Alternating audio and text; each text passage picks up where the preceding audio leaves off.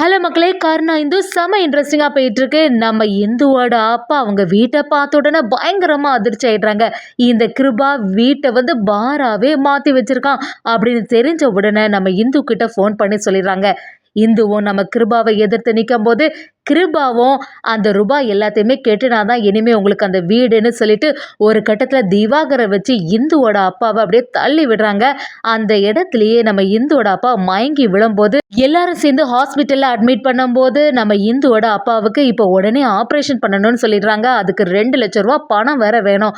அதுக்காக நம்ம இந்து என்ன செய்யறதுன்னு குழம்பி போய் நிற்கும் போது கருணா ஒரு ஐடியா கொடுக்குறாங்க.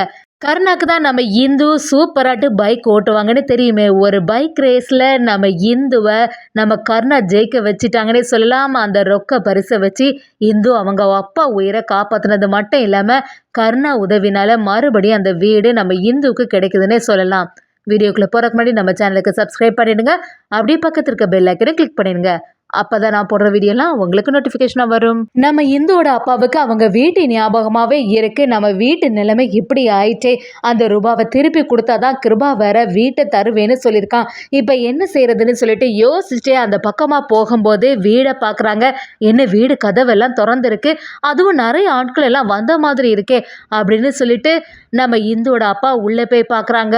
அங்கே எல்லாமே பாரா மாற்றி வச்சுருக்காங்க கிருபா. இதை கொஞ்சம் கூட நம்ம இந்து அப்பா எதிர்பார்க்கவே இல்லை. அந்த வீடு கோவில் மாதிரி இருந்துச்சு, இப்போ இப்படி ஆக்கிட்டானேன்னு சொல்லிட்டு ஒரு வேதனையில் கதறி எழ ஆரம்பிக்கிறாங்க. சரி, இந்த விஷயத்த இந்துக்கிட்ட இப்போவே சொல்லிடணும்னு இந்துக்கு ஃபோன் கால் பண்ணும்போது இந்துவும் அதை எடுத்த உடனே நம்ம வீட்டு பக்கம் தான் இருக்கேன், நம்ம வீடை பார்க்க முடியலை, அந்த கிருபா நம்ம வீடை பாரா மாற்றி வச்சுட்டாமா அப்படின்னு சொல்லிட்டு ஃபோன்லேயே அழ ஆரம்பிக்கிறாங்க. அதை கேட்ட இந்துவும் சரிப்பா, நீங்கள் எதுக்குமே கவலைப்படாதுங்க, நான் சீக்கிரத்தில் அந்த இடத்துல வரேன், நீங்கள் எதுவும் வேதனைப்படாதுங்க, யார்கிட்டையும் பிரச்சனை பண்ணாதுங்க அப்படின்னு சொல்லிட்டு சமாதானப்படுத்துகிறாங்க. என்னதான் இருந்தாலும் அவங்க அப்பானால தாங்கவே முடியலை. இந்து அந்த இடத்துல வந்த உடனே அங்கே உள்ளவங்கள்ட்ட எல்லாத்தையுமே பேச ஆரம்பிக்கிறாங்க. யாரை கேட்டு இந்த மாதிரிலாம் செய்தீங்க, இப்படியெல்லாம் இந்த இடத்துல பார் நடத்தவே கூடாது, இது எங்களோட வீடு, என்னைக்கா இருந்தாலும் இந்த வீட்டை நாங்கள் மீட்டு எடுத்துருவோம், இந்த மாதிரி ஒரு செயலை செய்யாதுங்கன்னு சொல்லிட்டு நம்ம இந்துவும் அவங்க அப்பாவும் எல்லாரும் சேர்ந்து பிரச்சனை பண்ண ஆரம்பிக்கிறாங்க.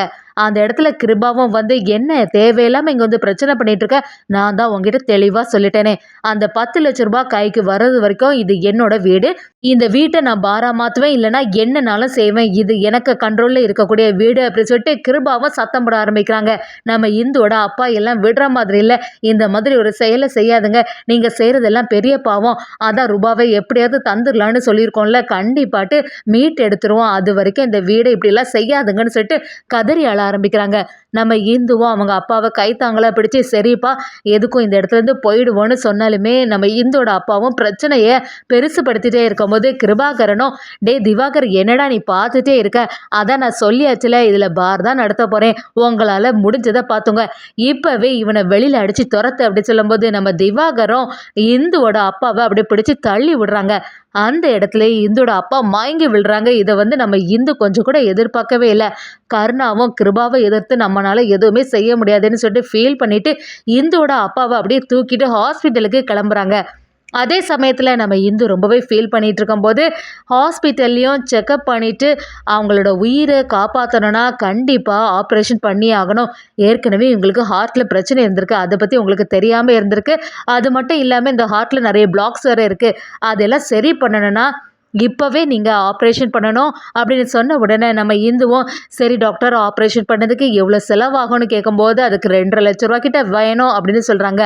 அதை கேட்ட நம்ம இந்து அப்படியே பதறி போய் நிற்கிறாங்க.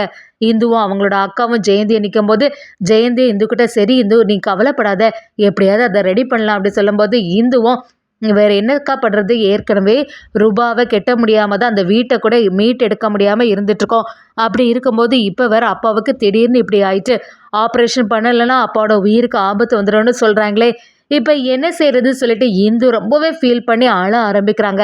நம்ம தீபாவுக்கும் என்ன செய்கிறோன்னு தெரிய மாட்டேங்குது. ஜெயந்தி இந்துவை சமாதானப்படுத்தினாலும் அவங்க கேட்குற மாதிரி இல்லை. ஒரு கட்டத்தில் நம்ம இந்து கதறி அழுதுட்டு இருக்கும்போது கருணாவும் இந்துவோட அப்பாவுக்கு என்ன ஆச்சோ தெரியலையே, எப்படியாவது அங்கே போய் பார்த்தோன்னா எப்படி இந்துக்கு இதெல்லாம் பிடிக்காதுன்னு சொல்லிட்டு தூரத்துலேருந்து கவனிக்கிறாங்க. எல்லா விஷயமும் நம்ம கருணாவுக்கு தெரிய வருது. இவ்வளோ ரூபாய் ஆகுமே, இப்போ என்ன செய்கிறது, சரின்னு யோசிக்கும் போது எப்படியாவது இந்துவோட அப்பாவை காப்பாற்றியே ஆகணும் அப்படிங்கிற ஒரு முடிவில் கருணா இருக்காங்கன்னே சொல்லலாம். நம்ம பாண்டிக்கு இந்த விஷயம்லாம் தெரிய வருது. பாண்டிய நம்ம கருணா கிட்ட எல்லாத்தையுமே சொல்லும்போது, இந்து பாவம்டா அவளுக்கு வேற 2,00,000 தேவை வருது. எப்படியாவது அவங்க அப்பாவுக்கு உயிரை காப்பாத்தணும்னா பணம் தேவைப்படுது. என்ன செய்வா? பாவம் அவ தனியா மட்டும் இருந்து அவனால எதுவுமே பண்ண முடியாது அப்படின்னு சொல்லும்போது, நம்ம கருணாவும் பாண்டி கிட்ட, "நீ சொல்றது எனக்கு நல்லாவே புரியுதுடா. ஆனா இந்துவுக்கு ஒரு வழி இருக்கு. அவளுக்கு ரூபா வேணும்னா ஒரு செயல செய்யலாம்." அப்படின்னு சொன்ன உடனே நம்ம பாண்டியும், "என்ன கருணா சொல்ற? அப்படி என்னதான் செய்யணும்?" அப்படின்னு சொல்லும்போது, நம்ம கருணாவும், "நான் ஒண்ணு சொல்லுவேன். ஆனா அவகிட்ட நான் எல்லாம் நேரடியா போய் சொன்னா கண்டிப்பா அத செய்யவே மாட்டா. நீயே அவகிட்ட எடுத்து சொல்லுன்னு" சொல்லிடுறாங்க. அப்படியே ஒரு துண்டு சீட்ட எடுத்து நம்ம பாண்டி கிட்ட குடுத்துறாங்க. பாண்டியும் அத எடுத்துட்டு வந்து நம்ம இந்து கிட்ட, "சரி இந்து நீ எதுக்குமே கவலைப்படாத. உனக்கு இப்ப பணம் தானே தேவை. ஒரு போட்டி இருக்கு. அந்த போட்டியில மட்டும் நீ ஜெயிச்சிட்டேன்னு வச்சுக்கயேன், அப்புறமா உனக்கு அந்த பணம் கிடைச்சிரும். அந்த போட்டியில ₹2,00,000 வேற குடுப்பாங்களாம்" அப்படின்னு சொல்றாங்க. அத கேட்ட இந்துவோ, "என்ன சொல்றீங்க? அப்படி என்ன போட்டி?" அப்படி கேட்கும்போது பாண்டியும், "நீ தான் நல்லா பைக் ஓட்டுவல்ல, பைக் ரேஸ் வச்சிருக்காங்க. மகளிர் தினத்த ஒட்டி அதுல வந்து ஒரு பைக் ரேஸ் வச்சிருக்காங்க. அதோட ஃபர்ஸ்ட் பிரைஸ் வின் பண்றவங்களுக்கு ₹2,00,000 ரொக்க பரிசா குடுக்குறாங்களாம். அதுல மட்டும் கலந்துக்கிட்டு நீ வின் பண்ணியன்னா, கண்டிப்பா அந்த பணம் உனக்கு கிடைச்சிரும்னு" சொன்ன உடனே அத கேட்ட ஜெயந்தியும், "நீ சொல்றது எல்லாமே சரியா தான் இருக்கு. அவ ஏற்கனவே பைக் நல்லா ஓட்டுவா. சீக்கிரத்துல இதுல கலந்துக்கிட்டு அந்த பரிச வாங்கிட்டான்னா எந்த பிரச்சனையும் இருக்காது." அப்படின்னு சொல்லிட்டு நம்ம ஜெயந்தியோ இந்துவுக்கு சப்போர்ட்டிவா இருக்காங்க. இந்துவும் ஒரு குழப்பத்துல இருக்கும்போது இந்தோட அக்காவும் சேர்ந்து, "ஆமா நீ கண்டிப்பா இதுல கலந்துக்கோ. சீக்கிரமாட்டு இந்த ஆப்ரேஷன் பண்ணணும். அப்பதான் நம்ம அப்பாவோட உயிர காப்பாத்த முடியும்னு சொல்லியிருக்காங்கல்ல." அப்படி சொல்லும்போது இந்துவும் அவங்க அப்பா உயிரை காப்பாத்துறதுக்காண்டி அந்த போட்டியில போறதுக்காண்டி தயாராகுறாங்கன்னே சொல்லலாம். நம்ம பாண்டியும் தூரத்துல இருந்து பார்த்துட்டு கருணாவை பார்த்து, கண்டிப்பா சக்சஸ் ஆயிட்டு பிளான். இந்த இந்து வந்து இந்த போட்டியில கலந்துக்க போறாளான்னு சொல்லி எல்லா விஷயத்தையும் நம்ம பாண்டியும் கருணா கிட்ட சொல்றாங்க.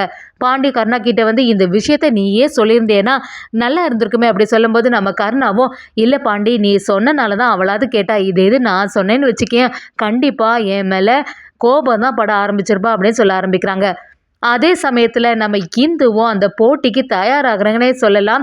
நம்ம கருணாவும் இந்துவுக்கு ஆதரவாவே இருந்துட்டு இருக்காங்க. இதெல்லாம் பார்த்துட்டு இருந்த புவனாவும் பயங்கரமா டென்ஷன் ஆகுறாங்க.